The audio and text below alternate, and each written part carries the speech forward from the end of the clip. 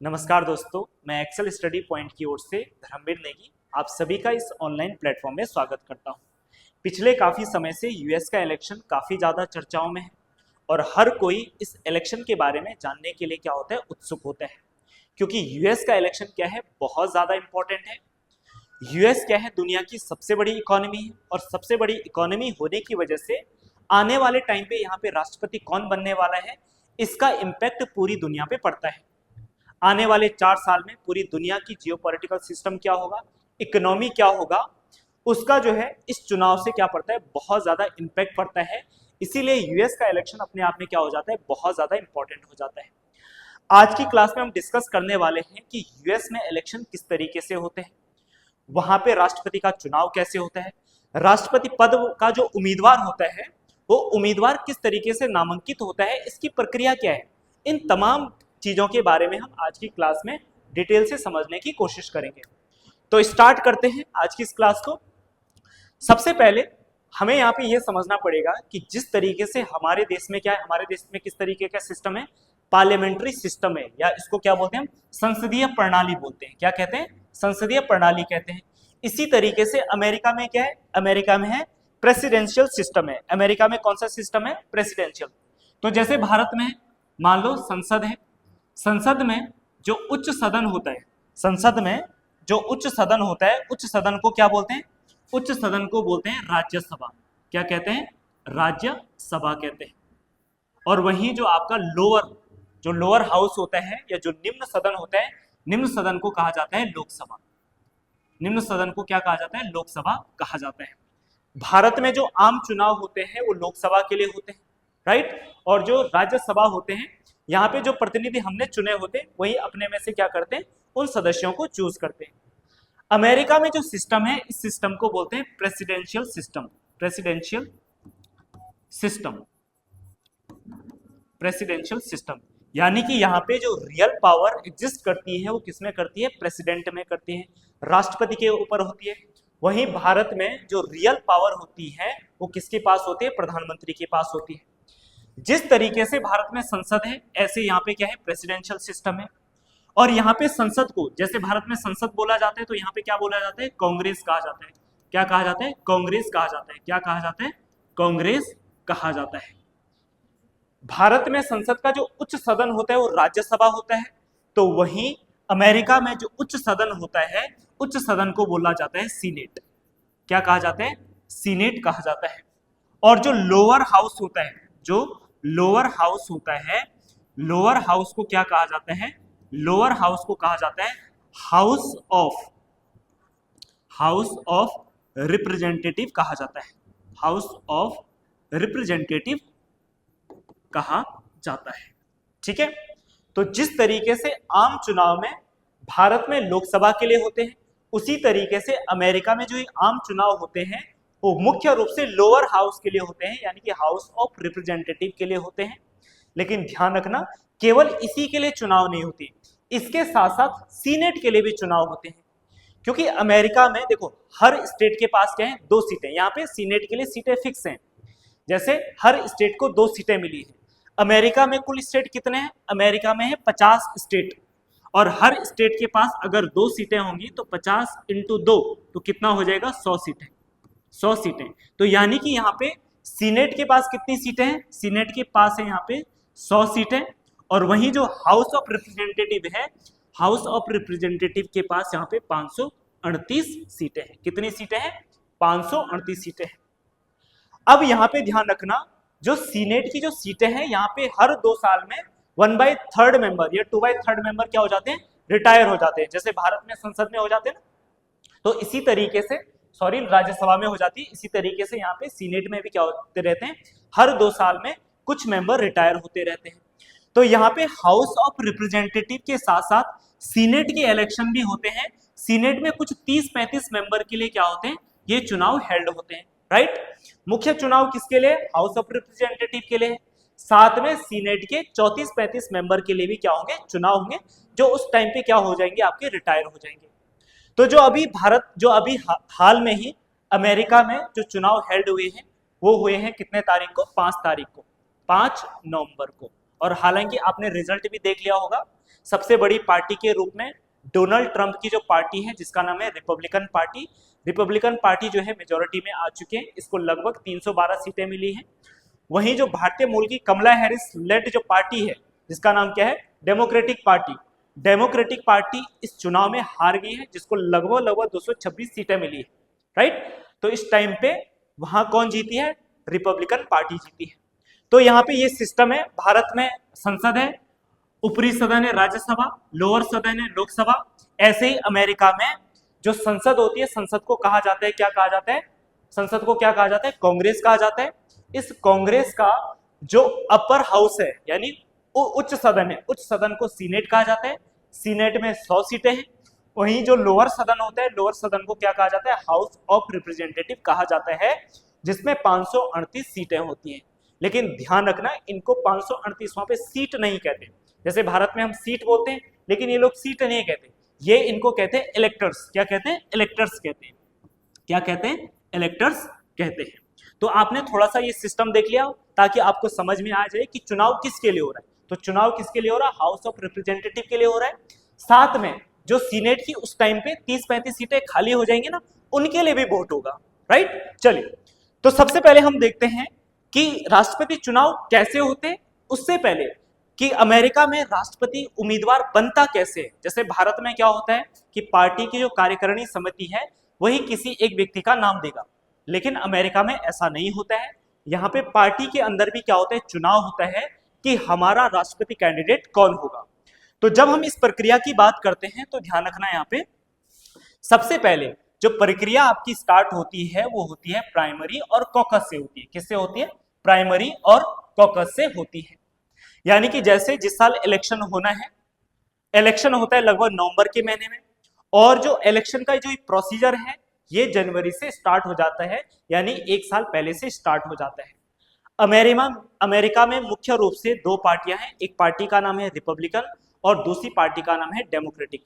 हालांकि ऐसा नहीं है कि यहाँ पे केवल दो ही पार्टी है, लेकिन राष्ट्रीय स्तर पे जो डोमिनेंस में है केवल यही दो पार्टी हैं, एक है डेमोक्रेटिक और दूसरा है कौन सी, आपकी रिपब्लिकन पार्टी। जैसे जिस तरीके से भारत में डोमिनेंस में कौन है, एक बीजेपी होगी और दूसरी कौन सी पार्टी होगी, कांग्रेस होगी। उसी तरीके से अमेरिका में कौन है, रिपब्लिकन और डेमोक्रेटिक है। तो सबसे पहले होगा क्या, देखो राष्ट्रपति का इलेक्शन होगा। राष्ट्रपति इलेक्शन में क्या होंगे, हर पार्टी से उम्मीदवार खड़े होंगे। अब ऐसा तो है नहीं कि बहुत सारे लोग ऐसा चाहेंगे कि मैं उम्मीदवार बनूं। कई सारे लोग, यानी एक ही पार्टी के अंदर कई सारे लोग हो सकते हैं जो ये चाहते हैं कि मैं भी क्या बनूं, राष्ट्रपति उम्मीदवार बनूं। अब इन बहुत सारे लोगों में से कौन सा व्यक्ति एक्चुअल में पार्टी का उम्मीदवार होगा, इसके लिए क्या होता है, पार्टी के अंदर ही क्या होता है, इलेक्शन होता है। और जो ये प्रक्रिया है ये जनवरी से ही क्या हो जाती है, स्टार्ट हो जाती है, ठीक है। और जो पहला चरण है, ये जो पहली प्रक्रिया है, ये पहला जो फेज है, इस फेज को कहा जाता है प्राइमरी एंड कॉकस कहा जाता है। क्या कहा जाता है, प्राइमरी और कॉकस कहा जाता है। यानी पूरे यूएसए में ये प्रक्रिया अपनाई जाएगी, और ये प्रक्रिया जो है वो दोनों पार्टी के द्वारा अपनाई जाती है। ये रिपब्लिकन के द्वारा भी अपनाई जाएगी और डेमोक्रेटिक पार्टी के द्वारा भी अपनाई जाएगी। सबसे पहले होगा क्या, मान लो डेमोक्रेटिक पार्टी ले लेते हैं हम, मान लो डेमोक्रेटिक या रिपब्लिकन में से कोई भी पार्टी ले लेते हैं। मान लो एक पार्टी है रिपब्लिकन, मान लो एक पार्टी है कौन सी, रिपब्लिकन है। और रिपब्लिकन पार्टी में कई सारे क्या हैं, कैंडिडेट हैं। कई सारे क्या हैं, कैंडिडेट हैं, कि कई सारे चाहते हैं कि मैं राष्ट्रपति बनूं। मान लो 10 उम्मीदवार होंगे, 20 उम्मीदवार होंगे। अब इन 10-20 उम्मीदवार में से कैसे ये देख, पार्टी कैसे ये करेगी कि इनमें से कौन सा व्यक्ति हमारा राष्ट्रपति उम्मीदवार होगा। अब इसके लिए पार्टी क्या करेगी, पार्टी के क्या होंगे, कई सारे मेंबर होंगे। यानी जिस तरीके से भारत में बीजेपी के सदस्य होते हैं या कांग्रेस के सदस्य होते हैं, ठीक उसी तरीके से वहां पे रिपब्लिकन पार्टी के भी अपने सदस्य होंगे, डेमोक्रेटिक पार्टी के भी क्या होंगे, अपने सदस्य होंगे। अब रिपब्लिकन पार्टी क्या करेगी कि अपने पार्टी के मेंबर के द्वारा ही क्या करेगी, इलेक्शन कराएगी। और इस इलेक्शन में होगा क्या कि जो पार्टी के सदस्य हैं, पार्टी के सदस्य क्या करेंगे, अपने फेवरेट उम्मीदवार को वोट देंगे, ठीक है। और ये वोट देने का दो तरीका होता है, एक प्राइमरी होता है, दूसरा कॉकस हो गया। प्राइमरी क्या होता है, बड़े लेवल पे होता है, यानी कि राज्य स्तरीय लेवल पे होता है। यानी कि राज्य स्तरीय लेवल पे क्या होगा कि यहाँ पे कौन होगा। वहीं जो कॉकस होता है वो स्थानीय बैठक होगी, यानी कि लोग कहीं भी कोई सम्मेलन कर लिया या कहीं पे एक सभा बुला दी कि हाँ हमारा लीडर कौन होगा, ठीक है। तो कॉकस का मतलब क्या होगी, स्थानीय बैठक। स्थानीय बैठकों में यह चूज किया जाएगा कि हमारा राष्ट्रपति कैंडिडेट कौन होगा, और वहीं इसमें क्या किया जाएगा कि हमारा प्रतिनिधि कौन होगा। तो जो आपका ये प्राइमरी फेज होता है, प्राइमरी फेज में क्या किया जाता है, अपना प्रतिनिधि चूज किया जाता है, राइट। तो कई सारे क्या होंगे, अपने प्रतिनिधि होंगे। और ये जो प्राइमरी फेज होता है लगभग आपका 3-4 महीने तक चलता है। पूरे 3-4 महीने में रिपब्लिकन पार्टी को भी क्या मिलेंगे, अपने प्रतिनिधि मिलेंगे, अपने क्या मिलेंगे, प्रतिनिधि मिलेंगे। और वहीं डेमोक्रेटिक पार्टी को भी क्या मिलेंगे, अपने प्रतिनिधि मिलेंगे। क्या मिलेंगे, अपने प्रतिनिधि मिलेंगे, ठीक है। मान लो रिपब्लिकन पार्टी को अपने 20-25 प्रतिनिधि मिल गए, और ऐसे ही डेमोक्रेटिक पार्टी को भी अपने 5-10 प्रतिनिधि मिल गए, राइट। अब इतने सारे कैंडिडेट हैं, अब इन सभी कैंडिडेट में तो कैंडिडेट तो एक ही बनेगा। इसके बाद 3-4 महीने के बाद लगभग जुलाई के महीने में फिर यहाँ पे दूसरी प्रक्रिया अपनाई जाती है, और इस प्रक्रिया को बोलते हैं राष्ट्रीय सम्मेलन। क्या कहा जाता है, राष्ट्रीय सम्मेलन कहा जाता है।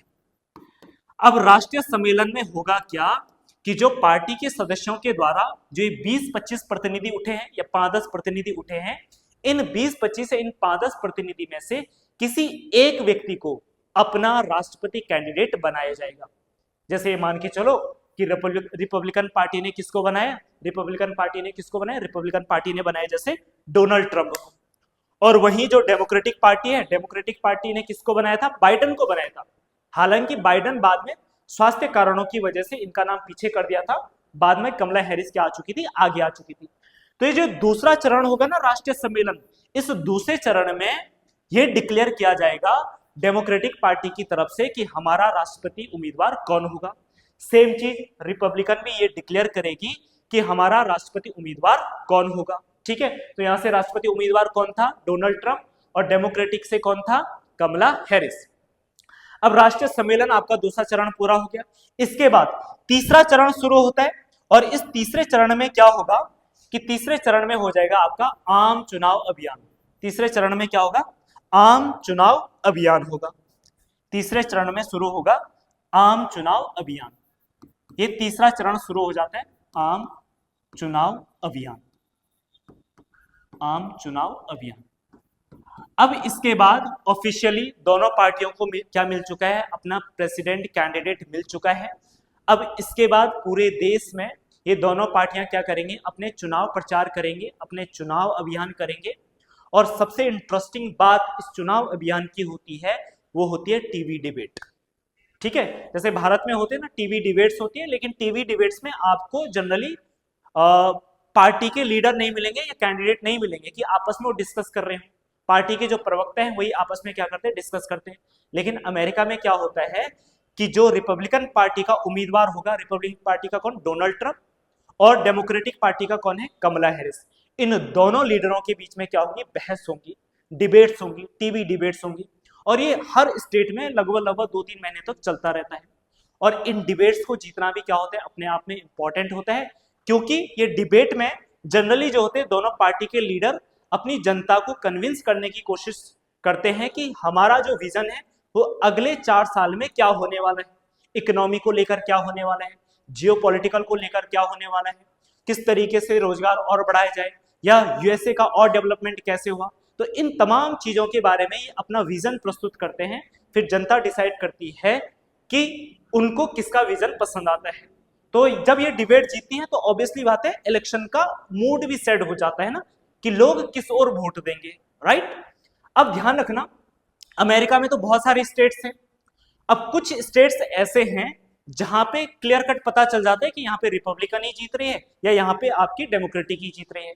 तो ऐसे स्टेट्स में तो कोई दिक्कत नहीं है। जैसे भारत में भी कई स्टेट्स ऐसे हैं जहां पे पता चल जाता है कि यहाँ पे ये बीजेपी का गढ़ है, बीजेपी ही जीतेगी, या यहाँ पे ये कांग्रेस का गढ़ है, यहाँ पे कांग्रेस वाले जीतेंगे। तो वहां पे तो कोई दिक्कत नहीं। सेम चीज अमेरिका में भी है, जहां पे दोनों पार्टियों को लगता है कि यहाँ पे तो हम जीत रहे हैं इजिली, तो वहां पे इतना फोकस नहीं रहता। मेन फोकस ऐसे स्टेट्स पे रहता है जिन स्टेट में जो वोट परसेंटेज होता है दोनों पार्टी के बीच में बहुत कम होता है। जनरली पता चल जाता है ओपिनियन पोल से, या अखबार के जो सर्वे होते हैं, या पिछले कुछ सालों के जो रिजल्ट्स हैं कई स्टेट का पता चल जाता है कि यहाँ पे कौन सी पार्टी जीतने वाली है। लेकिन उस स्टेट में दिक्कत होती है जहां पर यह पता नहीं चल पाता कि यहाँ के लोग किस ओर वोट देने वाले हैं। तो ऐसे स्टेट पे दोनों पार्टियों का क्या होता है, विशेष फोकस होता है। और ध्यान रखना, इन्हीं स्टेट्स को कहा जाता है, आपने एक टर्म सुनी होगी, उन्हीं स्टेट को कहा जाता है swing state. Swing state, swing state यानी कि ये स्टेट डिसाइड करते हैं कि रिजल्ट किसके पक्ष में जाने वाला है। और ध्यान रखना, जो स्विंग स्टेट है ना, जिसके पक्ष में जाएंगे जनरली राष्ट्रपति जो है वही बनता है या उसी पार्टी का बनता है। ठीक है, ये ध्यान रखना है। ठीक, तो स्विंग स्टेट अपने आप में इंपॉर्टेंट है। अब आप सोच रहे होंगे कि एक दो स्टेट से क्या फर्क पड़ेगा, बिल्कुल फर्क पड़ेगा, क्योंकि अमेरिका में जो है, ध्यान रखना, वहां पे केवल कुछ सीटें नहीं जीते। जब आप एक स्टेट की बात करते हैं तो ऐसा नहीं कि आपने स्टेट में मान लो 10 सीटें हैं तो 5 सीटें इसने जीत ली, 5 सीटें इसने जीत ली। ठीक है, मान लो एक फॉर एग्जाम्पल एक उदाहरण लेते हैं, जैसे कैलिफोर्निया। ठीक है, जैसे क्या है, कैलिफोर्निया। अब कैलिफोर्निया में मान के चलो 50 सीटें हैं। कैलिफोर्निया में मान के चलो 50 सीटें। अब 50 सीट में मान के चलो डेमोक्रेटिक पार्टी ने जीती है 30 सीटें। ठीक है, और रिपब्लिकन पार्टी ने जीती है कितनी सीटें, 20 सीटें। लेकिन लास्ट में देखा जाता है वोट परसेंटेज। अगर ये मान के चलो कि जो रिपब्लिकन पार्टी है, रिपब्लिकन पार्टी को पड़े हैं 51% वोट। ठीक है, रिपब्लिकन पार्टी को कितने पड़े, 51%, और डेमोक्रेटिक पार्टी को पड़े 49%। तो ज्यादा वोट शेयर किसका है, रिपब्लिकन पार्टी का है, और कम वोट शेयर किसका है, डेमोक्रेटिक। यानी डेमोक्रेटिक ज्यादा सीट जीतने के बावजूद भी पूरा स्टेट हार जाएगा। जिसको ज्यादा वोट मिले हैं, ज्यादा वोट किसको मिले हैं, रिपब्लिकन पार्टी को मिले हैं। तो ये 30 सीटें, जितनी सीटें इन्होंने जीती है ना, ये सारी सीटें यहाँ इंक्लूड हो जाएंगे। तो ये 30 यहाँ ऐड होकर के ये 50 की 50 सीट किसकी हो जाएंगी, ये 50 की 50 सीट हो जाएंगी किसकी, रिपब्लिकन पार्टी की हो जाएगी। जैसे भारत में होता है, मान लो हमारा एक स्टेट है यूपी है, तो यूपी में जैसे लोकसभा की सीटें हैं 80 सीटें हैं। अब 80 सीट में से मान लो इस बार बीजेपी ने लगभग 33 सीट जीते हैं, कांग्रेस सपा ने लगभग 37 सीटें, और कांग्रेस ने 2-3 सीटें, और इसी तरीके से अन्य सीटें। अब यहाँ पे ऐसा नहीं कि सारी की सारी सीटें बीजेपी को मिल जाएगी, ऐसा नहीं, ये सारी की सारी सीटें सपा को मिल जाएंगी। यहाँ पे ऐसा कॉन्सेप्ट नहीं। जिस पार्टी ने जितनी सीटें जीती है उसको उतनी ही सीटें मिलेंगे, वोट शेयर का कोई मतलब नहीं है। लेकिन अमेरिका में ऐसा नहीं है। अमेरिका में सीट से मतलब नहीं है, अमेरिका में है वोट शेयर से। यानी कि पूरे राज्य की जो जनता है, मान लो कैलिफोर्निया की पॉपुलेशन है 2 करोड़, और अगर मान लो रिपब्लिकन के फेवर में पड़ जाते 1 करोड़ 1 लाख, और यहाँ पे डेमोक्रेटिक के उसमें कितने पड़ते हैं, मान लो 99 लाख पड़ते हैं, सॉरी 99 लाख पड़ते हैं। तो ज्यादा वोट किसको मिले, ज्यादा वोट मिले रिपब्लिकन पार्टी को, कम मिले किसको, डेमोक्रेटिक पार्टी को। तो डेमोक्रेटिक पार्टी कई सीटें जीतने के बावजूद भी ये सारी सीटें क्या कर देगी, लूज कर देगी। और ये सारी सीटें किसको मिल जाएंगी, किसको मिल जाएंगी, ये सारी सीटें ये मिल जाएंगी रिपब्लिकन पार्टी को। तो इसीलिए स्विंग स्टेट का क्या होता है, अपने आप में बहुत ज्यादा इंपॉर्टेंस होता है। तो ध्यान रखना, अमेरिका में पूरे राज्य को ही क्या होता है, जीतना होता है, राइट। तो आपके दूसरे फेज में क्या हुआ, दूसरे फेज में इलेक्शन कैंपेन हुआ, टीवी डिबेट्स हुआ, और उसके बाद फाइनली जो अगला जो चरण आता है वो आ जाता है आपका आम चुनाव का, आम चुनाव। और अमेरिका में जो आम चुनाव होता है, ध्यान रखना, उसका दिन भी फिक्स होता है। ऐसा नहीं कि इलेक्शन कभी भी हो जाए। यहाँ पे जो दिन फिक्स होता है वो होता है नवंबर माह का पहला मंगलवार। ठीक है, तो ये नवंबर का पहला मंगलवार। ठीक है, और जैसे इस बार जो पहला मंगलवार पड़ रहा था वो कब पड़ा था, 5 नवंबर को। तो इसीलिए आपने देखा होगा यूएस में इस साल जो इलेक्शन होते हैं वो 5 नवंबर को होते हैं, राइट। अब 5 नवंबर को क्या आ जाते हैं, यूएस में क्या हो जाते हैं, इलेक्शन होता है, और विदिन एक दिन के अंदर ही यहाँ पे रिजल्ट भी आ जाता है। और रिजल्ट में आपने देखा ही होगा कि यहाँ पे जो रिजल्ट है, रिजल्ट में कुछ इस तरीके से जो परिणाम आया है आप यहाँ पे देख सकते हैं कि सबसे बड़ी पार्टी के रूप में डोनाल्ड ट्रंप की जो पार्टी है, ठीक है, इसको मिले हैं 312 सीटें। और वहीं कमला हैरिस की पार्टी जिसका नाम है डेमोक्रेटिक पार्टी है, डेमोक्रेटिक पार्टी को मिले हैं कितने, 226 सीटें मिली हैं। ठीक है, हालांकि यहाँ पे इसको क्या कहा जाता है, इलेक्टर्स कहा जाता है, राइट। जीतने के लिए या सरकार बनाने के लिए कितनी सीटें चाहिए होती है? तो सरकार बनाने के लिए 270 सीटें चाहिए होती है। जैसे भारत में 272 सीटें चाहिए, तो यहाँ पे 270 सीटें चाहिए, जो कि लगभग 538 का क्या होता है, आधा होता है। ठीक, तो जो कि डोनाल्ड ट्रंप क्या है 270 सीटें से बहुत ज्यादा आगे, तो यहाँ पे क्लियर मेजोरिटी मिल चुकी है।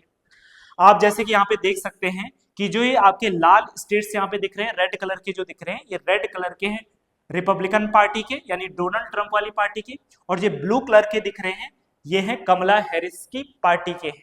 ठीक है, तो ये पूरा इलेक्शन रिजल्ट आपके सामने है। इस बार ध्यान रखना कि जो आपके टोटल स्विंग स्टेट रहे हैं 7, यानी जहां पे वोट मार्जिन बहुत कम होता है, कब ये किसके पक्ष में चले जाए पता नहीं चलता। अब ध्यान से देखो, ये सातों के सातों सीट किसने जीती है? ट्रंप ने जीती। ठीक है, मैंने कहा था ना कि राष्ट्रपति कौन बनेगा, इन 7 स्टेट्स का या इन स्विंग स्टेट का अपने आप में क्या है, बहुत महत्वपूर्ण रोल होता है। डोनाल्ड ट्रंप ने पूरे 31 राज्य जीते हैं, 50 में से 31 राज्य जीते हैं, बाकी 19 राज्य किसने जीते हैं? ऑब्वियसली बात है, कमला हैरिस के पार्टी ने जीते हैं। तो इसके बाद जो है रिजल्ट आपके सामने है। हालांकि औपचारिक घोषणा नहीं होती है, लगभग 1-2 महीने तक ये चुनाव की प्रक्रिया चलती रहती है, और उसके बाद ये काउंटिंग जो है, वहां का जो सीनेट होता है, सीनेट की जो अध्यक्ष होती है वहां के उपराष्ट्रपति होते हैं, उपराष्ट्रपति की अध्यक्षता में ये काउंटिंग होती है। बाद में जो है जितने भी इलेक्टर्स चूज होके गए हैं, वो अपने प्रेसिडेंट को क्या करते हैं, वोट देते हैं। तब जाके जनवरी के माह में अगला चरण क्या होता है कि जनवरी के माह में ये डिक्लेयर होता है कि यूएसए का अगला राष्ट्रपति कौन होगा। यानी कि जैसे अभी डोनाल्ड ट्रंप हम देख चुके हैं, इसकी पार्टी जीती है, तो बाद में ये ऑफिशियली डिक्लेयर हो जाएगा कि डोनाल्ड ट्रंप क्या है, यूएसए के अगले राष्ट्रपति हैं। उसके बाद ये डिक्लेयर होने के बाद यूएसए में शपथ ग्रहण, यानी कि राष्ट्रपति किस दिन से अपना कार्य शुरू करेगा, वो तिथि भी क्या होती है, निश्चित होती है। और जो ये तिथि होती है, ये तिथि होती है 20 जनवरी को। ये तिथि कब होती है?